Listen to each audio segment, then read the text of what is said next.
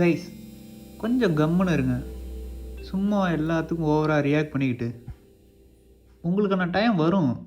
அது வரைக்கும் வெயிட் பண்ணுங்கள். உங்களோட முயற்சியை மட்டும் எப்பயுமே கைவிட்டுறாதீங்க.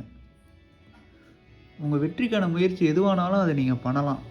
சும்மா போட்டு குழப்பிட்டு இருக்காதீங்க. உங்கள் தகுதியோடு அதை ஒப்பிட்டு பார்த்துக்கிட்டு சும்மா ஓவராக எல்லாத்துக்கும் ஓவராக எமோஷன் ஆகாதீங்க.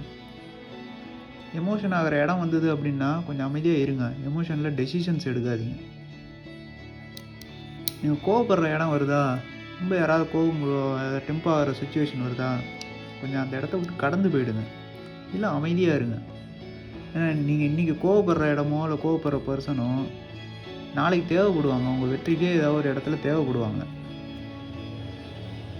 அதாவது நீங்கள் புக்ஸ் படிக்கிற ஆளாக இருந்தீங்கன்னு வச்சுங்களேன், நிறையா புக்ஸ் படிக்கிற ஆளாக இருந்தீங்கன்னா ஒரு 10 புக்ஸோ இல்லை உங்கள் அப்பா உங்கள் அம்மா நல்ல தலைவர்கள் கொடுக்குற சொற்பொழிவுகள் இல்லைன்னா இதிகாசங்கள் புராணங்கள் கதைகள் இதெல்லாம் கொடுக்குற வேறு எதாவது மண்ணாங்கட்டி தெருப்புழுதி இந்த வீடியோ இந்த மாதிரி விஷயங்கள்லாம் கொடுக்குற மோட்டிவேஷனை விட ஒரு சின்ன அவமானம் உங்களுக்கு கொடுத்துரும். ஸோ நீங்கள் ஒரு விஷயத்தில் ட்ரை பண்ணும்போது அவமானப்பட்டீங்க அப்படின்னா அந்த விஷயத்தை அதோட கைவிடணும்னு நினைக்காதீங்க. இன்னும் முயற்சி பண்ணுங்கள். பாதையில் நிறையா முள்ளெல்லாம் கிடக்கும் தான்.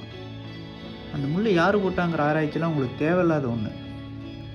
அதுவே காலப்போக்கில் மண்ணோட மண்ணாக மக்கி போயிடும். உங்களோட அடுத்த மூவ் என்ன அப்படிங்கிறது மட்டும் எப்பவுமே யாருக்கிட்டையுமே ஷேர் பண்ணிக்காதீங்க. தவறுகள் நடக்கும் தான், என்ன தவறுகள் செய்வோம் தான். ஆனால் ஒரே தவறு திரும்ப செய்யக்கூடாது. அதுக்கு என்ன முயற்சிகள் எடுக்கலாமோ அதை பாருங்கள்.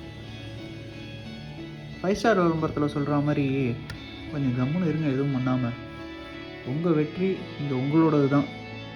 வேறு யாரும் எடுக்க போகிறதில்ல.